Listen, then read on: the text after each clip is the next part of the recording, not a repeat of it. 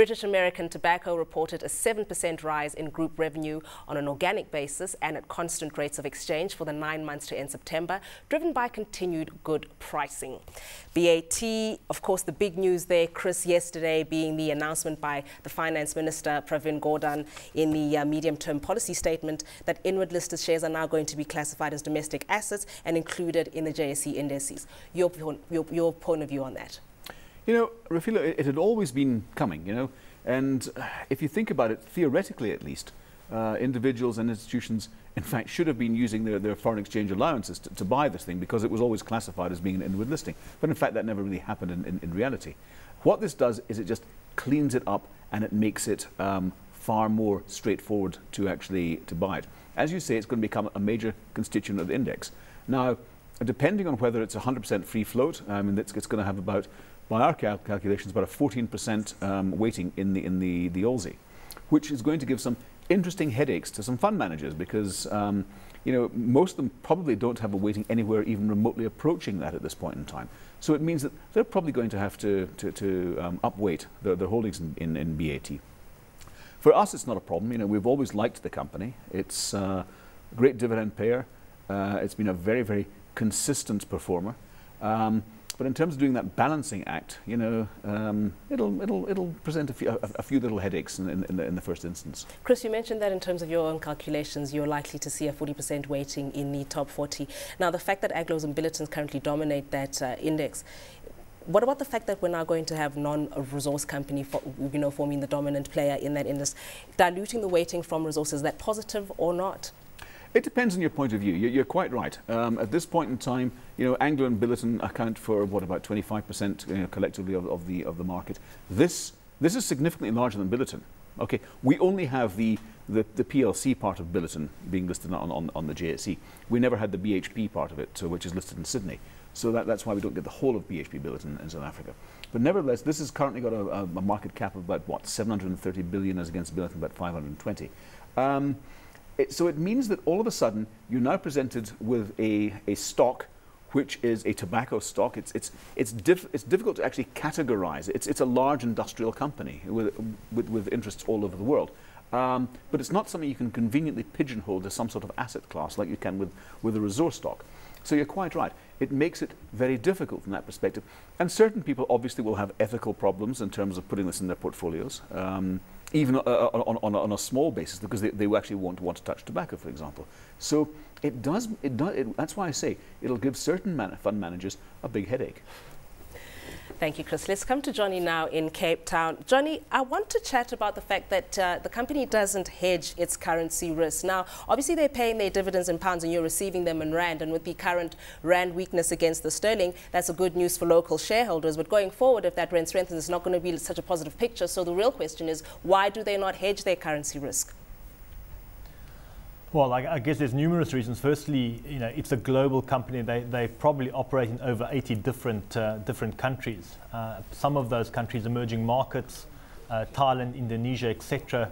The markets there wouldn't be very deep in terms of actually being able to actually hedge out the currency. So that makes it sort of quite difficult. From a shareholder perspective, they are listed in London. So I guess their primary concern up to now has been the maintenance of a sterling dividend as opposed to the sort of 20% odd that would be listed here and the rand dividend. Well, so staying with dividends there, Johny, they've had a very aggressive share buyback, 23 million shares at a total cost of £622 million. Surely some shareholders would opt to receive dividends instead of going the route of a share buyback. Your take on that? They pay out around 65% of their earnings as ordinary dividends, and that's been sort of consistent for the last 2 years. I think they upped it from about 60% a couple of years ago.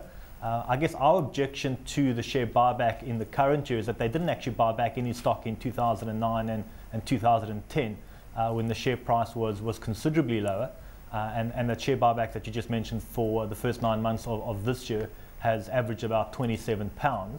And like I said, they could have bought back significantly lower. So from that perspective, I guess it would have been better to have given shareholders the cash. Chris, let's touch on the love-hate relationship that the government has with tobacco manufacturers. Obviously, they love them because of the revenues that they generate from sin taxes, but hate them because of the amount of money that they invariably have to end up spending on health. So the real question then, especially with the medium-term budget policy being announced yesterday, with the sin taxes coming up, surely it's going to put pressure on consumers' disposable incomes. How likely is that impact going to be on BTI? I went to a presentation they gave earlier this year, and I mean, they tackled this question head on. And it's quite interesting because basically what happens is they take excise duty increases in every country in the world and just pass them on to the consumer. Now, tobacco is such an addictive drug, and that's exactly what it is, that people really do get hooked on it. And as a result, they're very, very loath to give up their habit. So if they can't afford it, they're squeezed, as you say. What they tend to do is go down to lower, what we call it, more mainstream brands. If they're smoking premium brands, they'll go to mainstream. If they're going to mainstream, they may be seduced into buying smuggled cigarettes, and that's and there's a huge risk of that. That gives a major problem to government. So on the one hand, they have to get this big balancing act between putting duty up every year to try and to dissuade people from smoking, and B, of course, it's good for the government coffers. But on the other hand, if they put it up too high, then you encourage smuggling into the country. So it's a very, very difficult balance indeed. And it's not just in South Africa, it's all around the world. You get the instance of smuggling. So the excise duty increase is passed on. It helps tobacco companies with their revenue. I mean, generally speaking, volumes are pretty flat in most countries in the world. So volume increases are relatively negligible. I mean, I think this year, if we saw that 9-month increase, they were actually slightly down.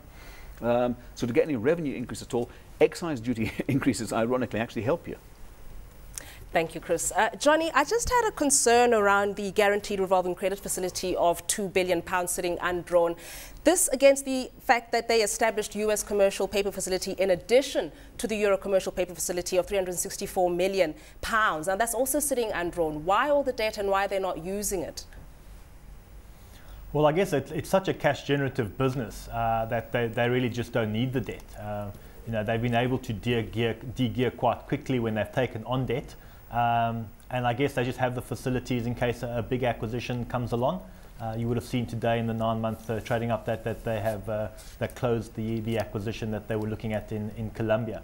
But generally, any sort of debt that they take on from the banks, they can quickly repay from cash flows. And then, Johny, would you say it's a hot or not, given the way that they're managing their debts and other factors, of course, for BAT? Look, I think BAT is a very good, stable global company, effectively a global winner now listed on the JSE. But it looks expensive. We held it previously when it first listed and came out of Richemont Remgro.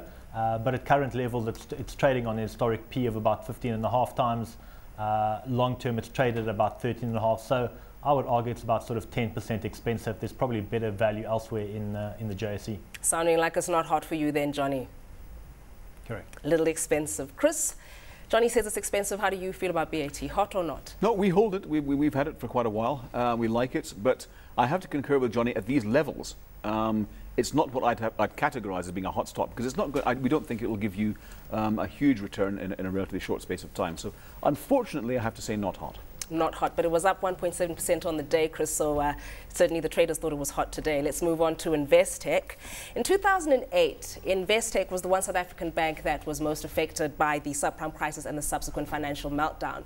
And with talks of the acquisition of British investment bank Evolution, the question then remains, have they not learned the lesson from the 2008 meltdown? And we'll start with Johny in Cape Town with that question. 11% of Evolution shareholders not voting in favor of this acquisition. Is it still likely to go ahead? And the second question then being, with recovery in international markets going to be slow going forward, are they not opening themselves up to more risk by acquiring British investment bank Evolution? Well, if I could start with the second question first, I mean, Evolution is an investment bank and a private client business. In fact, owns the old Williams de Bro business and also comes with a BNP Paribas private client business. So really, they're buying assets under management to put into their wealth offering, which really has been a mainstay of Investec's earnings growth over the last sort of numerous quarters or half years. So, you know, it's not a pure investment bank, so I wouldn't sort of put it in the same risky acquisition as they did with Kensington back in 2007, just prior to the meltdown. In terms of the first question, will the deal go ahead? At this stage, it still looks like it will get pushed through. And how do you feel about that price? £233 million.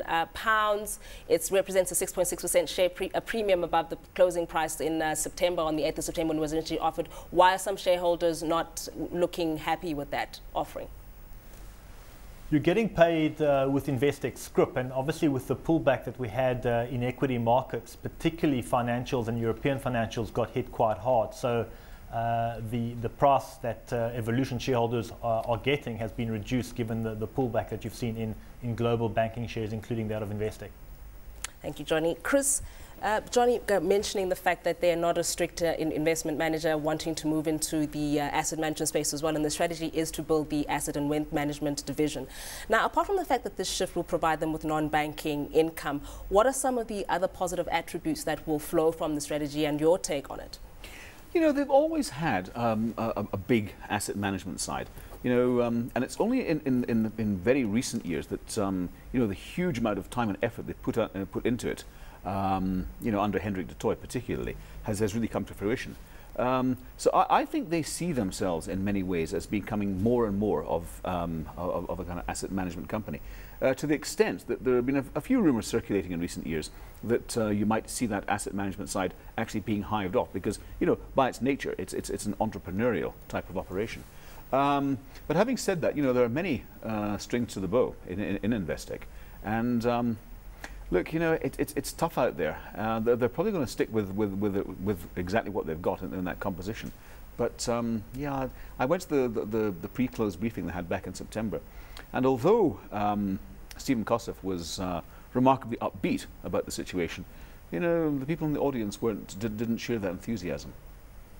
So clearly still tough going forward, and the regulatory pressures, Chris, are not going to make things much easier. I'd like to touch on the Basel requirements, particularly on the bank's liquidity and other requirements. We've seen Investec not growing their deposits, and they're not lending as aggressively as they used to. But doesn't that then raise the likelihood that they're going to be ultra conservative and adopt a very conservative approach going forward? Yeah, look, they're well capitalized, make no mistake. But I think they will, as you say, adopt a pretty conservative approach. You know, funnily enough, I mean, Investec has always been, well, not always, but it's certainly in more recent years, has been a fairly conservative bunch. I mean, you know, Johny mentioned Kensington. At the time, it looked good, you know, relative to the kind of things they were doing. But generally speaking, they, funnily enough, ironically, are quite a conservative bunch. Quite conservative. Johny, let's come to you in Cape Town now. I'd like to just touch on the fact I really want to make a big song and dance about this potential acquisition of Evolution. If they are such an entrepreneurial-based business, why not go the route of acquiring a business in a developing economy, and why are they still focusing on the UK? And the second question is, are they likely to diversify their revenue sources in terms of their geographic footprint as well as their offering, and move more into perhaps a retail offering? Look, on the geographic sort of diversity of the group, they're mainly based in South Africa, the UK, and then a very small operation in Australia. I don't necessarily see them moving out of that sort of those three geographies. In fact, if anything, you know, if conditions remain tough in Australia, they might actually have to pull out of Australia. So yeah, I mean, I think they would sort of focus on those two areas. I sort of forgot the other part of your question regarding Evolution. The other part of the question was just really around the fact that they have prided themselves on being quite an entrepreneurial business, and so the question then would be, are they going to look into perhaps going into the retail space?